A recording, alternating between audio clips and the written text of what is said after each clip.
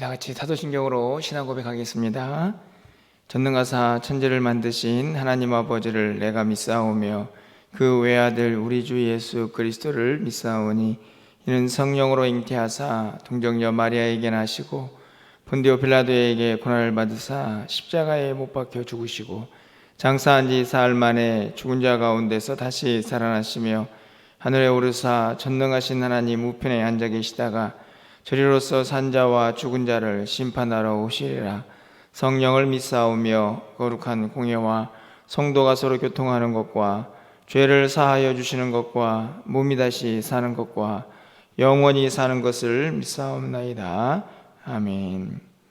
우리 찬송가 435장 찬양드리겠습니다.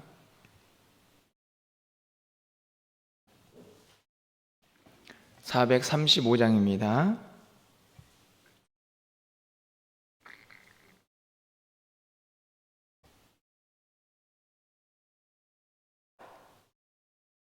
나의 영원하신 기업 생명보다 귀하다. 나의 갈 길 다가도록 나와 동행하소서. 주께로 가까이 주께로 나의 갈 길 다가도록 나와 동행하소서. 세상 복이 아니람과 모든 명예 버리고 험한 길을 가는 동안 나와 동행하소서. 주께로 가까이 주께로 가오니 나의 갈 길 다가도록 나와 동행하소서. 어두운 골짝 지나가며 험한 바다 건너서 천국문에 이르도록 나와 동행하소서. 주께로 가까이 주께로 가오니 나의 갈 길 다가도록 나와 동행하소서.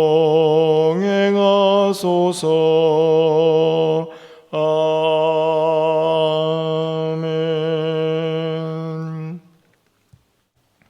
오늘 하나님 말씀은 출애굽기 4장입니다. 18절에서 26절까지 말씀을 교독하겠습니다.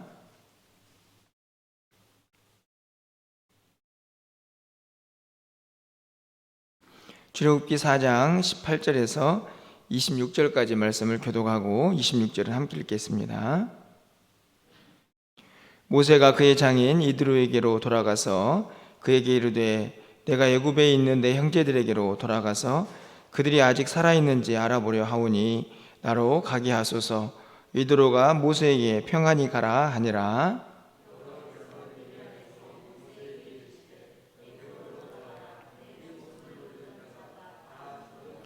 모세가 그의 아내와 아들들을 나귀에 태우고 애굽으로 돌아가는데 모세가 하나님의 지팡이를 손에 잡았더라.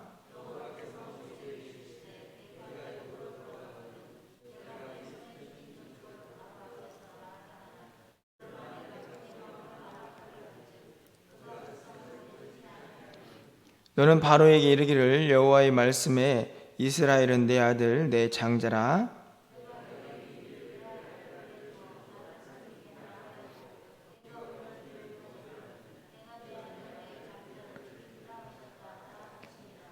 모세가 길을 가다가 숙소에 있을 때에 여호와께서 그를 만나사 그를 죽이려 하신지라.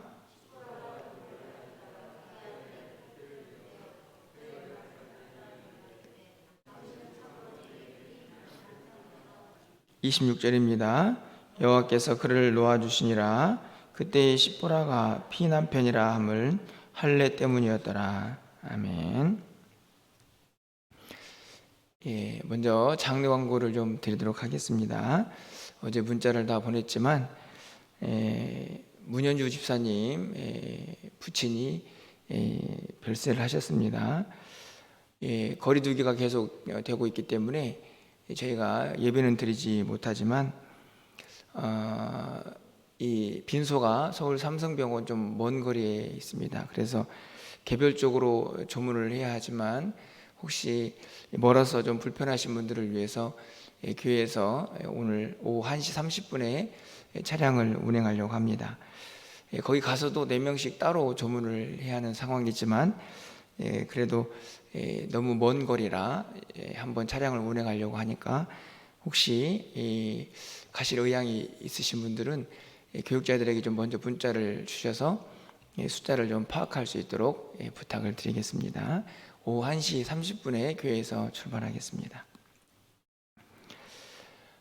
저는 이제 성경 말씀을 항상 읽을 때마다 어떤 염려가 드냐 하면 이 말씀 속에 있는 그 당시에 실제 살았던 인물들, 그 인물들이 그 당시에 그곳에서 느꼈던 어려움, 또 여러 가지 상황 속에서 경험해야 했던 그런 모든 일정들을 오늘을 살고 있는 나 자신이 얼마나 현실감 있게 실제에 잘 적용을 하고 또 그들의 상황들을 이해하면서 말씀을 읽고 있는가 하는 그런 염려가 항상 들곤 합니다. 오늘 모세 이야기도 마찬가지인데요. 사실 우리가 지금 말씀 속에서 모세 이야기를 읽고 또 해석을 하고 있지만 실제적으로 지금 이 애굽에서 또 이 미디안 광야에서 그 당시 일상을 살고 있던 모세에게 벌어진 이 이야기들을 모세의 마음으로 얼마나 이해하고 있는가 하는 그런 문제, 사실 그것을 얼마나 잘 이해하느냐에 따라서 우리는 성경을 훨씬 더 현실감 있게 이해할 수 있지 않을까 하는 그런 생각이 들기 때문입니다. 40년 동안 광야에서 양을 치고 있었습니다. 그런데 갑자기 하나님께서 나타나셔서 야, 너를 애굽에서 고통당하는 네 민족들을 가나안 땅으로 인도해낼 지도자로 좀 내가 너를 써야겠다, 이렇게 말씀을 하실 때에 과연 모세는 그 하나님의 말씀을 얼마나 마음속에서 두려움, 떨림 이런 거 없이 감사합니다, 제가 하겠습니다, 이런 모습으로 그 일들을 대처하고 또 어떤 마음으로 이 길을 갔을까 하는 그런 생각들을 해보게 되는데요. 어제도 살펴보았겠지만 모세의 마음이 잘 드러나 있지 않습니까? 좀 보낼 만한 사람 보내십시오. 그것은 무엇을 의미하냐면 그만큼 자기 스스로가 이 일들을 감당할 만한 사람이 되지 못한다 하는 두려움, 그리고 가서 이 백성들에게 도대체 내가 무슨 말을 해야 하나님이 이런 계획을 가지고 계시고 그 일을 하려고 나를 보내셨고 믿어줄까 하는 생각, 게다가 또 이 애굽이라는 나라가 또 얼마나 큰 나라입니까? 그 당시에 또 바로라는 왕은 얼마나 막강한 힘을 가지고 있습니까? 그 앞에 가가지고 평범한 광야에서 지냈던 사람이 그곳에 가서 우리 민족 내보내주십시오 이렇게 말하는 상황, 사실은 우리가 말씀 속에서 읽고 있긴 하지만 그 당시에 모세 입장에서 생각해 보면 얼마나 두렵고 떨리는 일인가 하는 것을 알 수가 있습니다. 오늘 본문에 보면 하나님께서 모세에게 애굽으로 돌아가라, 네 목숨을 노리던 자가 다 죽었다, 이런 말씀을 하는 거 보면 그 당시에 모세가 이 애굽을 뛰쳐나왔을 때 있던 사건, 그 사건이 모세에게 여전히 얼마나 큰 두려움이었는가 하는 것도 알 수 있습니다. 사람을 죽이고 도망쳤기 때문에 그 이후에 보복이 있지 않을까 하는 생각도 쉽게 떨쳐버릴 수 없던 이야기였던 건 사실이죠. 어느 것 하나 이 모세가 자신감 있게 애굽으로 갈 수 있는 상황이 아니었다는 것을 우리가 쉽게 이해할 수가 있습니다. 사실은 그 정도죠. 얼마나 어려웠을까. 실제적으로 모세가 느꼈어야 할 그 두려움, 그 무게감, 그것들을 다 이해하기가 참 쉽지는 않습니다. 나와는 너무나 거리가 먼 이야기처럼 들려오기 때문이죠. 여러분은 어떠신가요? 하지만 그런 거리감이 있다고 할지라도 오늘 본문을 통해서 모세가 애굽을 향하여 가는 그 길에 얼마나 큰 용기가 필요했을까 하는 것을 한번 좀 마음속에 생각하시면서 이 본문을 좀 읽으면 좋겠다 생각이 듭니다. 모세가 드디어 하나님의 말씀과 또 설득 이것들을 다 붙잡고 이제 장인에게 저는 애굽으로 가봐야겠습니다 이렇게 이야기를 하고 드디어 가족들을 데리고 이제 애굽으로 떠나게 됩니다. 그 마음을 송두리째 붙잡고 그 일을 해낼 수 있도록 하는 여러 가지 상황들이 있지만 그 중에 하나가 저는 20절 말씀이라고 생각이 듭니다. 모세의 마음을 잘 대변하면서 그 엄청난 애굽에서의 이 이스라엘 백성들을 이끌어내는 그 일들을 해낼 수 있는 어떤 용기, 힘 그것을 주는 한 문장이죠. 여러분 20절 말씀을 가서 보시면 모세가 그의 아내와 아들들을 나귀에 태우고 애굽으로 돌아가는데 모세가 하나님의 지팡이를 손에 잡았더라. 잘 알고 있는 말씀입니다. 모세가 그의 가족들을 태우고 애굽으로 갑니다. 그런데 그와 함께 하고 있는 하나님의 능력이 있습니다. 바로 그의 손에 있던 지팡이죠. 성경은 분명히 이야기를 합니다. 그 지팡이가 모세의 지팡이가 아니라는 것을요. 누구의 지팡이입니까? 하나님의 지팡이죠. 근데 실제적으로 누구의 지팡이입니까? 모세의 지팡이입니다. 이 지팡이는 특별한 지팡이도 아닙니다. 어떤 지팡이인가요? 모세가 광야에서 양치던 지팡이입니다. 하나님께서 모세에게 네 손에 뭐가 있느냐 그렇게 물어보실 때에 갑자기 나타난 지팡이가 아니고 지팡이가 있습니다. 그랬더니 어떻게 하나님께서 그 지팡이에게 역사하셨습니까? 던졌더니 뱀이 되고 다시 꼬리를 잡았더니 그 지팡이가 다시 지팡이로 변했습니다. 하나님의 능력, 하나님의 임재를 그 지팡이에게 그대로 나타내 주셨죠. 그래서 17절의 말씀을 보면 이 지팡이를 손에 잡고 이것으로 이적을 행하라 하나님께서 그렇게 말씀하셨습니다. 다시 말하면 너무나 평범한 지팡이였지만 그 지팡이가 하나님의 임재와 능력을 상징하는, 그래서 모세는요 이 애굽 땅에 들어가면서 가장 강력한 어떤 힘, 어찌 보면은 의지가 되는 그 하나를 붙잡고 있었던 것입니다. 바로 지팡이. 그 지팡이를 성경은 모세의 지팡이라고 말하지 않고 하나님의 지팡이라고 분명하게 말씀을 합니다. 그 두렵고 떨리는 그 엄청난 일을 감당하기 위해서 모세에게는 무엇보다도 용기와 힘이 필요했을 것입니다. 하나님께서 그런 모세의 마음을 아시고 이런저런 능력을 행할 수 있는 하나님의 지팡이를 그의 손에 쥐어주시면서 이거 가지고 가라. 이 지팡이는 평범한 지팡이가 아니고 내가 너와 함께하고 있다는 능력의 지팡이다. 이렇게 말씀을 하고 있는 것이죠.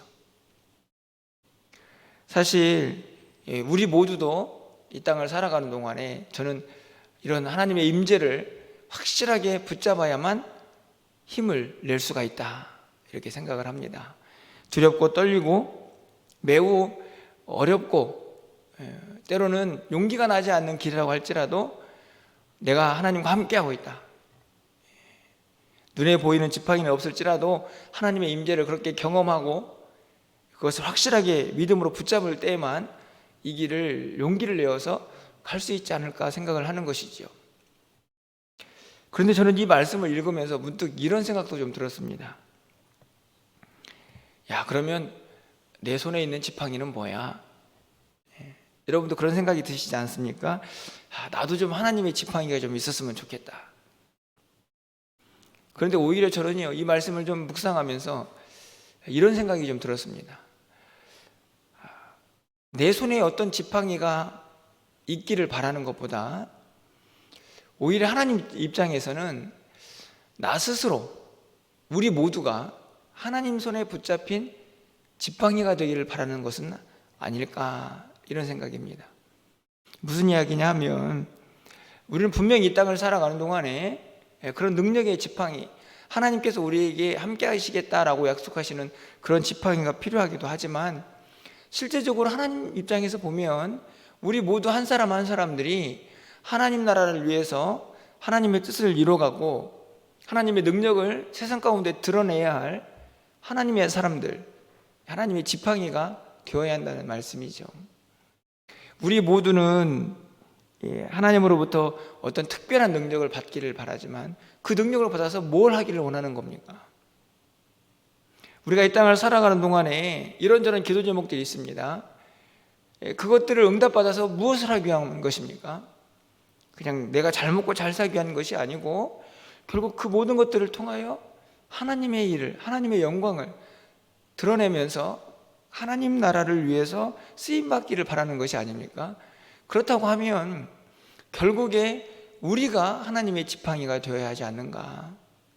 이 땅을 살아가는 동안에 하나님이 나와 함께 하신다는 것을 세상 사람들에게 좀 드러내고, 하나님께서 맡긴 사명들을 좀 감당하면서 주님의 귀한 지팡이로 이 세상을 능력 있게 살아가야 할 존재들이 우리 각 사람이 아닌가 하는 생각을 가져보게 되는 것입니다.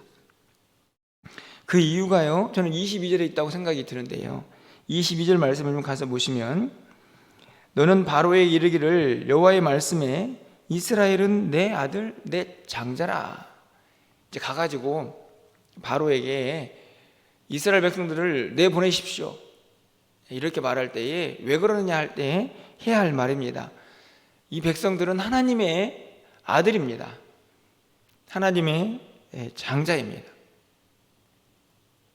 아들, 장자, 하나님의 아들, 하나님의 장자, 이게 얼마나 엄청난 특권입니까?